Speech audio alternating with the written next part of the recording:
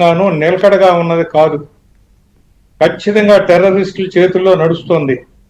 టెర్రరిస్టులకి అక్కడున్న ఆర్మీ అధికారులకి చక్కటి సయోధ్య ఉంది.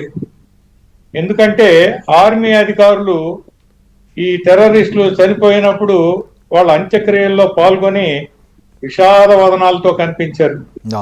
అంటే ఎవరెన్ని కబుర్లు చెప్పినా ప్రపంచం అంతా ముక్త కంఠంతో ఈ టెర్రరిజాన్ని నిలువరించాలి అని చెప్పి చెప్తున్నా కూడా ఇవాళ ప్రభుత్వం చేయి దాటింది.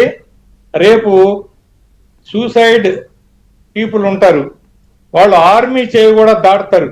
ఎందుకంటే వాళ్ళ ఆలోచనలు చావు తప్పించి ఇంకేమీ కనపడదు. వాళ్ళ బుర్రలోకి ఎంత ఎక్కిస్తారంటే చస్తే చచ్చావు, స్వర్గం ప్రాప్తిస్తుంది, ఎంతో మంది ఉంటారు పైన నిన్ను ఆహ్వానించడానికి. ఇలాంటి లిటరేచర్ ని నేను స్వయంగా చదివాను, తర్జుమా చేయించుకుని. షాక్ అయిపోతాం. మానవ సమాజంలో ఇంకా ఇలాంటి ఛాందస్తులు అంటే మించి ఆ స్థాయిని మించి ఉన్న మానవ మృగాలు ఉంటారా అంటే అది ప్రాక్టికల్ గా చూసాం.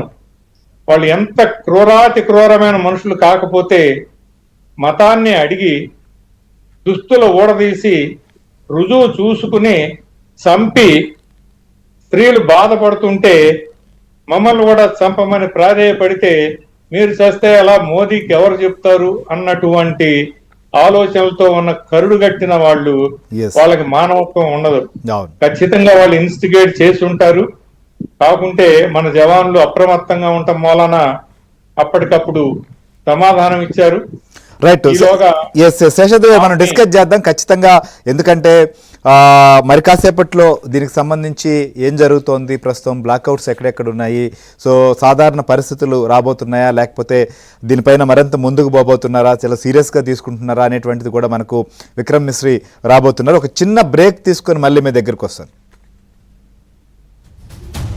అమృత్సర్, జలంధర్, హోషియార్పూర్, ఫిరోజ్పూర్, ఫజిల్కా, పఠాన్కోట్, పటియాలా, మొగాల్, ముక్తసర్, ఫరీద్కోట్, చండీగఢ్. ఈ చండీగఢ్ లో కొన్ని ప్రాంతాలు మాత్రం సమీప ప్రాంతాల్లో కొంచెం ప్రభావితం అయ్యాయి. తర్వాత తారన్ కొంచెం పాక్షికంగా బ్లాక్అవుట్ ఉన్నటువంటి జిల్లాలు తారన్, బర్నాలా, సంగ్రూర్, కపూర్తలా, నంగల్, రోపర్, పగ్వారా. ఈ బ్లాక్అవుట్లు